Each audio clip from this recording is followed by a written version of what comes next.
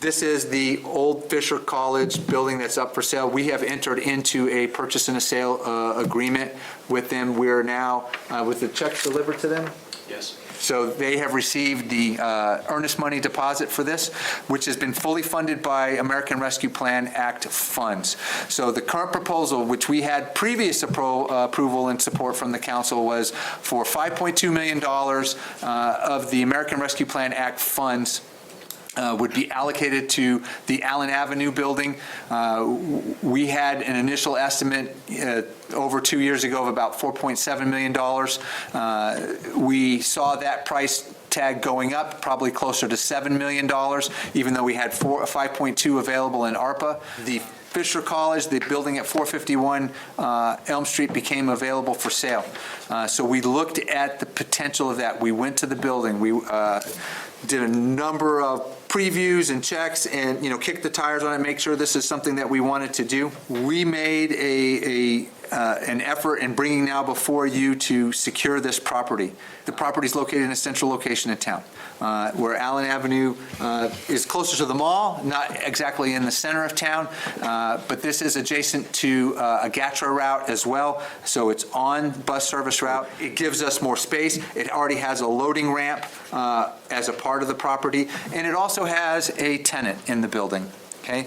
The tenant is Scribble Time. They are a daycare provider here in the community. It would be our desire, and we've had initial discussions with Scribble Time to maintain them as a tenant of the building. They pay currently an annual agreement for a triple net lease from Fisher College at $125,000 annually.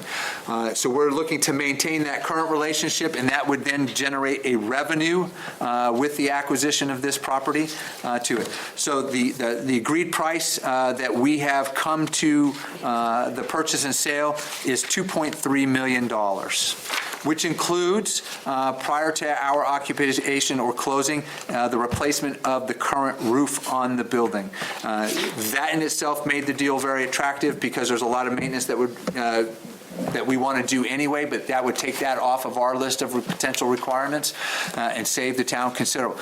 With a purchase price of $2.3 million, that leaves us approximately $2.9 million to do further renovations and using the American Rescue Plan Act funds. So again, these are funds that are coming from the federal government that we have been allocated. We're going in the due diligence phase right now, that we have 60 days in our agreement to go through and find out what's going on with the building, what's right with it, what's wrong with it, what potential adjustments, and then we'll start working with department heads, and we'll get an estimate of what that will cost of that 2.9 would be expended to bring it up to code and renovate it into the outcome that we would like to see. Our plan for the Allen Avenue property is to put it on the market or potentially lease it. So we're looking at all the different options of what we can do, but we do have an interested potential developer that's interested in that property and would potentially develop housing. It's one of the options that they're looking at in that place.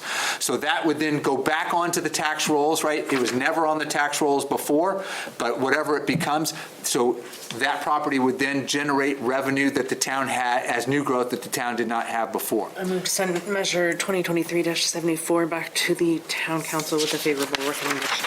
Second. I have a motion and a second. Is there any further discussion? Seeing none, I'll go to a vote. All those in favor say aye. Aye. Opposed? Motion carries 6-0.